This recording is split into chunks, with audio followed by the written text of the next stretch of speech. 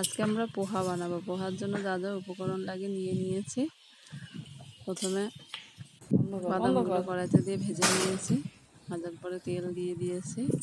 তেলের মধ্যে সর্ষে ফোড়ন দিয়েছি, কালো সর্ষে ফোড়ন দিয়ে শুকনো লঙ্কা দিয়েছি, তারপরে পেঁয়াজ, কাঁচা লঙ্কা দিয়ে ভেজে নিয়েছি।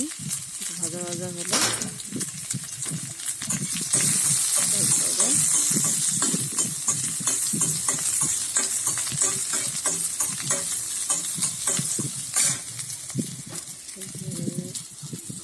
হলুদ আর স্বাদ মতো লবণ দিয়ে দিতে হবে।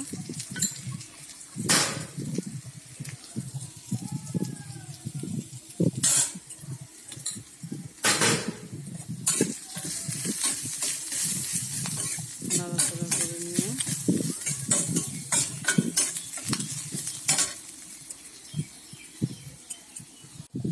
চিড়েগুলো দিয়ে দিয়েছি। জল ঝরানো যে চিড়েগুলো ছিল ওনাদের মধ্যে চিড়েগুলো দিয়ে দিতে হবে।